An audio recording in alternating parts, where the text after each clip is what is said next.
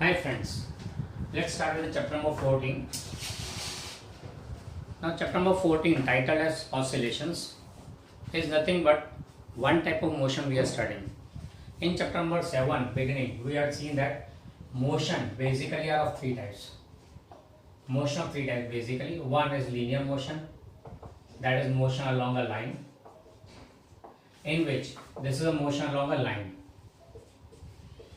Now if line is a straight line, if it's a straight line, then we call it as a rectilinear motion, or we call it as translational motion. Rectilinear motion or translational motion. Okay, if the motion is on a straight line, and perfect example of a straight line motion is free fall. Free fall is the best example of straight line motion. Body falling freely always travels on a straight path. Then the second type of linear motion is if path is not straight, यानी कि chord path हो, then it is called curvilinear motion. Curvilinear motion. So curvilinear motion basically means motion of chord path. Chord path. इसके example में ले सकते हैं uniform circular motion, that is motion of a body moving on a circular path with constant speed. The body is moving on a circular path with constant speed, that is a curvilinear motion. Even motion of a vehicle is also a curvilinear motion. You never move the vehicle in a straight line, you move this way and this way and this way. So that again is a curvilinear motion. दूसरे type का basic motion is rotational motion. By rotational motion we mean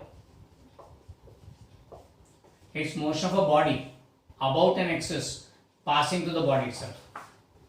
Rotation in case of rotational motion, axis of rotation has to pass to the body. The axis about which the body is moving has to pass to the body.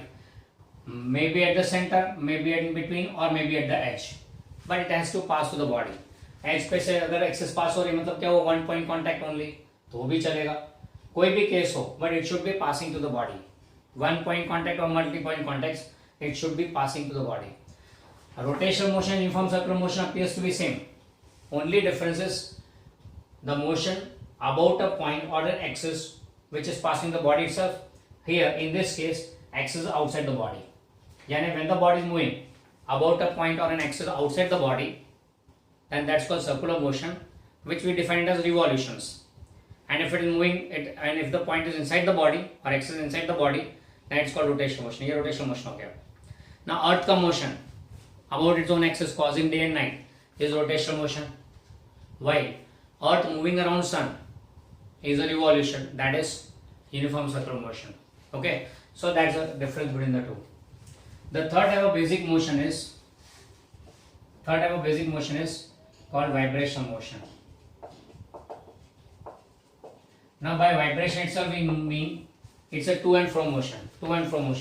Yani like this, body moving to and fro this way about a fixed point on a fixed path. This is called vibrational motion. और उसका दूसरा नाम है oscillatory motion, or in short we call it as oscillations. Okay, or in short we call it as oscillation. यानी vibrational motion बोलो, oscillatory motion बोलो या फिर oscillation बोलो, it's the same thing. It's to and fro motion of a body about a fixed point on a fixed path. Okay, so ये हो गए तीन basic type of motion. Chapter number 3, 4, 5, 6 we studied linear motion completely. Chapter number 7 we studied about rotational motion completely. And in chapter number 14 we are going to study vibrational motion, यानी कि oscillatory motion, यानी कि oscillations. And that is what is the title of the chapter.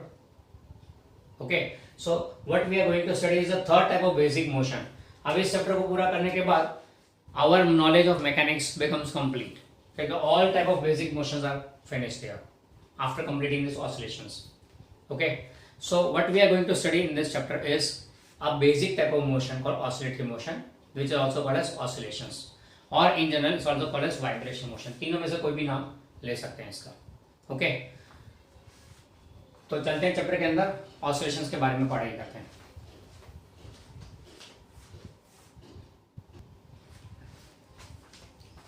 We also know that whenever we mention motion, any type of motion, it is the first priority we have to remember Newton.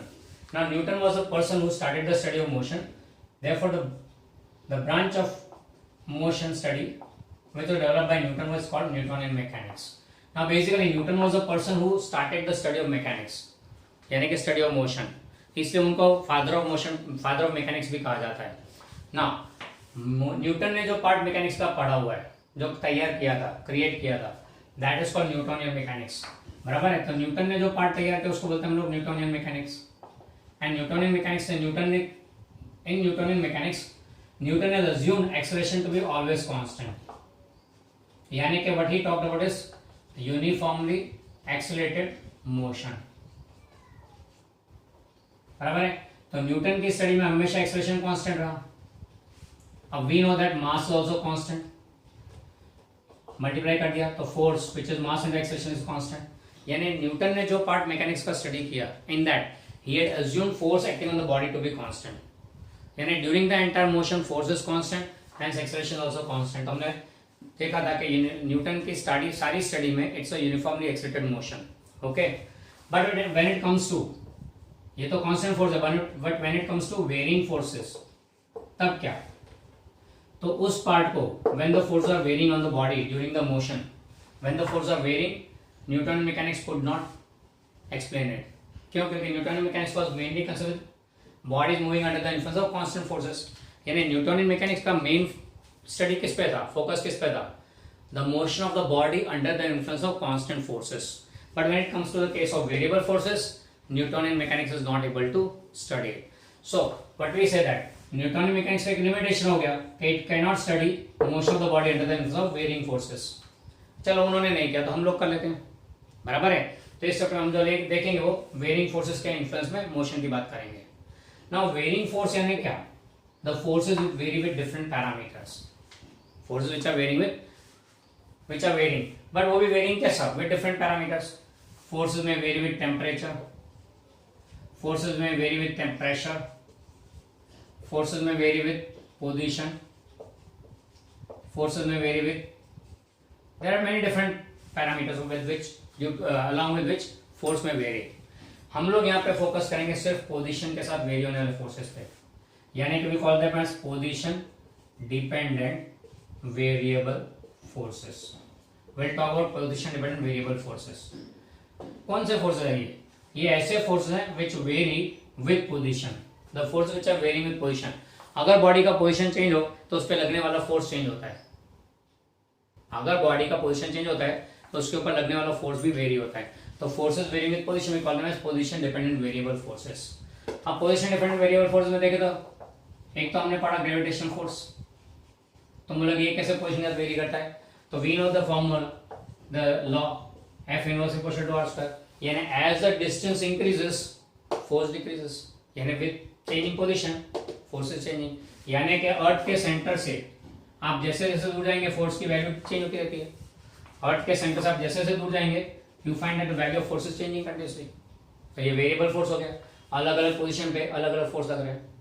More exactly बोलो तो as you move away force goes on decreasing, gravitational force goes on decreasing, यानी gravitational force is a position dependent variable force. Secondly similarly electric forces position dependent variable force. ना electric force को हम लोग 12th standard में पढ़ेंगे, 12th standard के very first chapter में इसको इंट्रोड्यूस किया जाएगा एंड वहां पे भी रिलेशन सेम आएगा proportional to 1/r square. So that force also varying with position. Even we know about magnetic force, magnetic force is also varying force. कैसे? We know very well that एक magnet रखा हो, उसके नजदीक में दूसरा magnet रखो तो फोर्स ज्यादा लगता है, एंड उसको अगर दूर रखा हो तो इस पोजीशन के कंपेयर में ये डिस्टेंस ज्यादा है तो फोर्स की वैल्यू कम लगती है। हमने तो मैग्नेट से खेला हुआ भी है, जितना दूर रखेंगे उतना फोर्स कम लगता है, जितना नजदीक आकर इमीडिएटली खींचाता है, यानी कि force is more. So that force also changes with position, यानी these are some examples of position dependent variable forces. Okay, so we come across these forces. अब ऐसे फोर्सेस का इन्फ्लुएंस में मोशन कैसे होता है उसके बारे में ये चैप्टर हम लोग बात कर रहे हैं, बराबर है। इसमें हम लोग मेनली अब फोकस करेंगे पोजीशन डिपेंडेंट वेरिएबल फोर्सेस पे, यानी कि forces which are varying with position. इन रिलेशंस को यूं बोल सकते हैं proportional to r raised to -2, r का पावर -2 है, यानी इन जनरल बोले तो forces varying with position y बोल देते हैं, या r बोलो तो भी चलेगा। फोर्सेस वेरिंग पोजीशन y और position r, you can say anything. Okay, position यानी पोजीशन या डिस्प्लेसमेंट के साथ चेंज होने वाले फोर्सेस, उनकी बातें हम लोग यहाँ पे करने वाले हैं। Okay.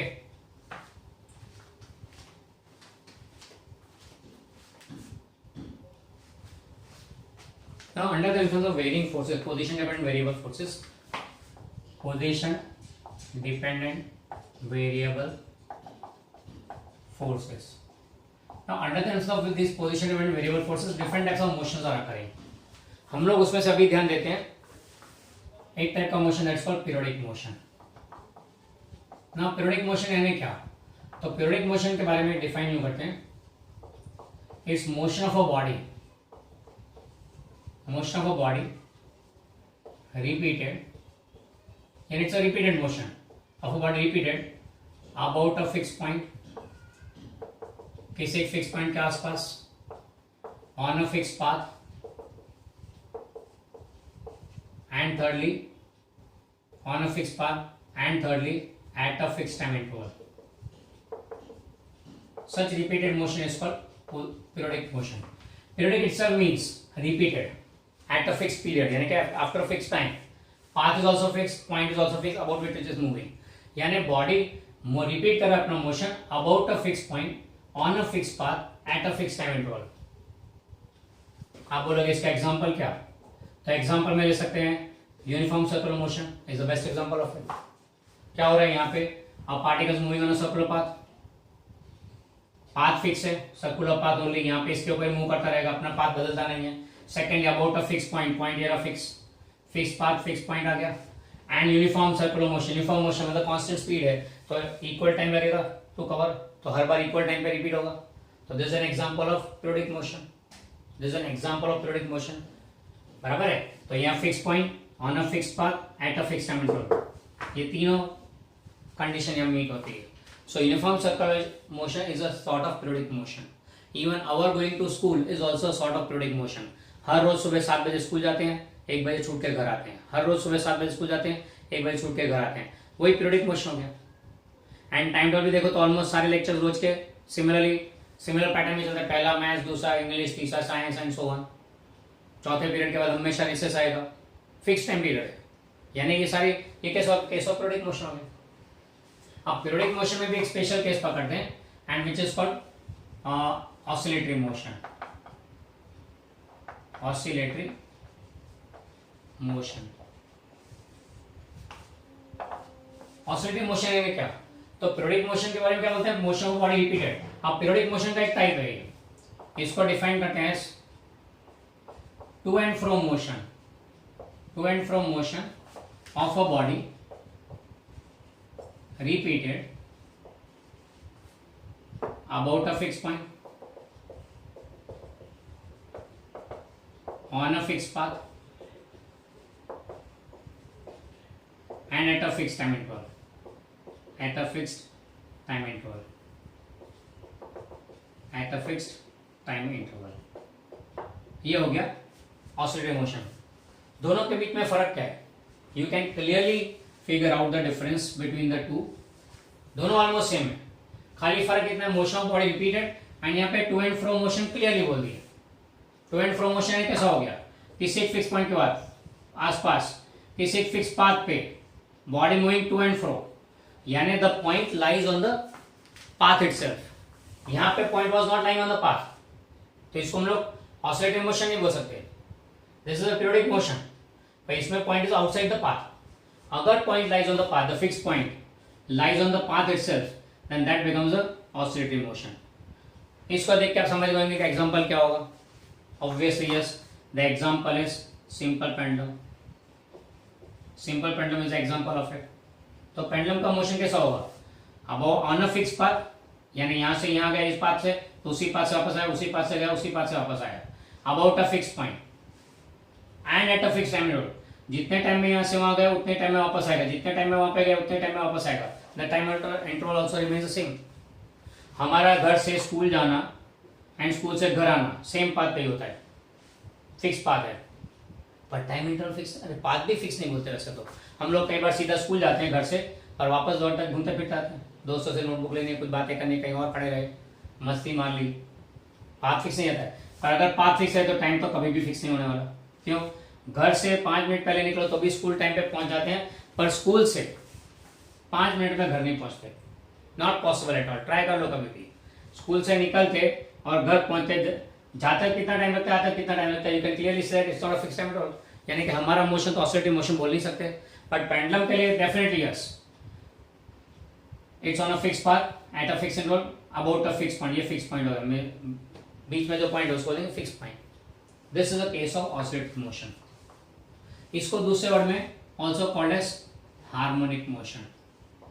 It's also called as harmonic motion, बराबर है। तो हार्मोनिक मोशन ये होगा to and fro motion about. अब फर्क क्या है दोनों में, खास समझ लो, पीरियोडिक मोशन एंड ऑसिलेटिव मोशन के बीच में फर्क क्या है, हार्मोनिक मोशन के बीच में फर्क क्या है। यहाँ पे motion can occur on any path with fixed point anywhere.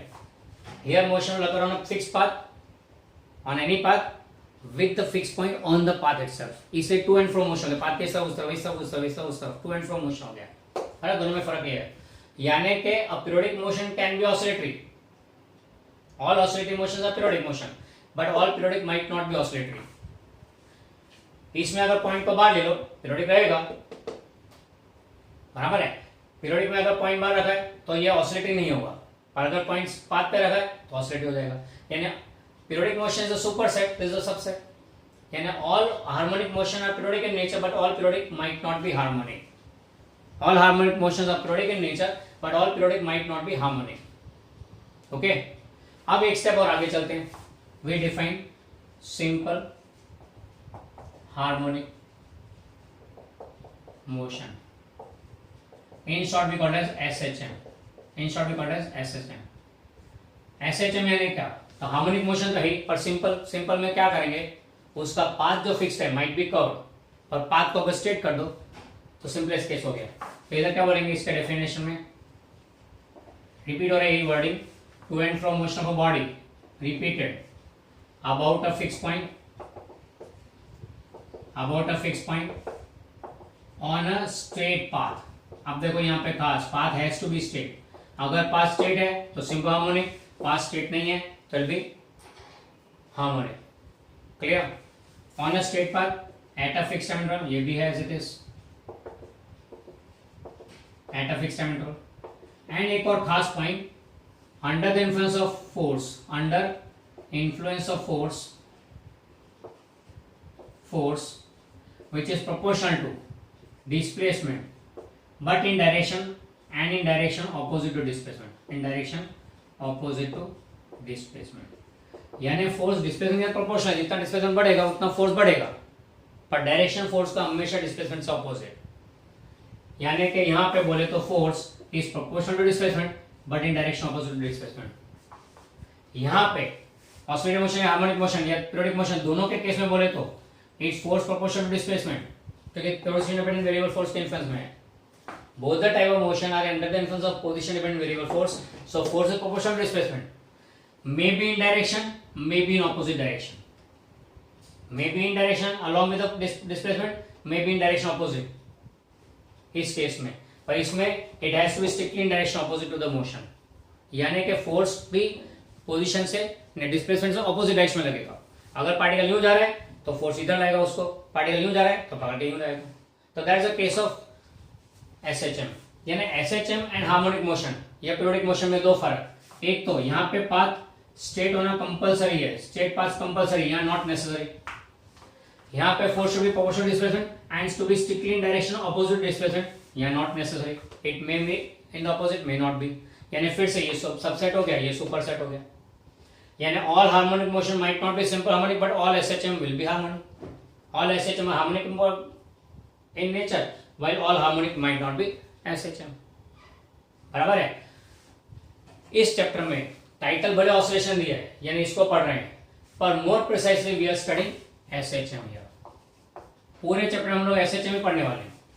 यानी पूरे चैप्टर में हमें क्या पढ़ना है, पाथ स्टेट होगा and force will be in direction opposite to displacement. Path state होगा compulsorily and force will be in direction opposite to displacement. ये हमारा पूरे चैप्टर का मेन पार्ट रहेगा। अच्छा, क्वेश्चन ऐसा आ सकता है डिफाइन SHM, तो ये पूरा उसका डेफिनेशन हो गया, ये मेंशन करना कंपलसरी है।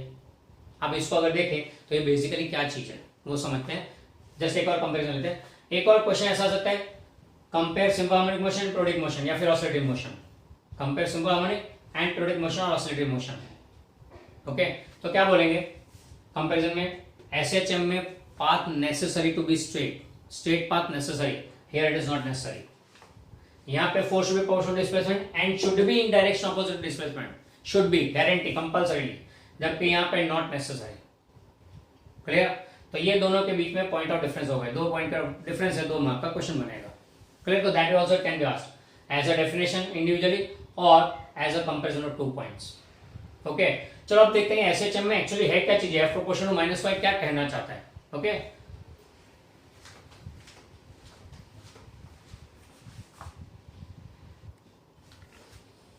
So the story, the chronology till now is force, position dependent variable force. Position dependent variable यानी सर पहले लेते हैं variable forces, varying forces. Varying forces का एक type, one of the type is position dependent variable force. Position dependent variable force one of the type of varying forces.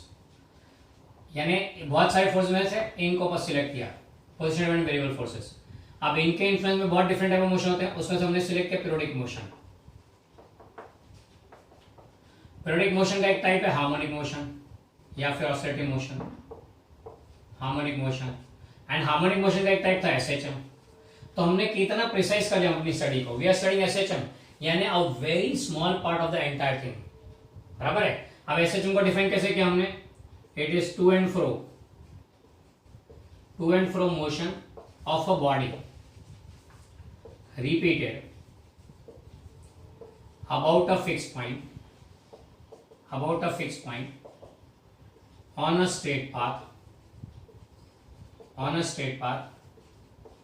at a fixed time interval under influence of force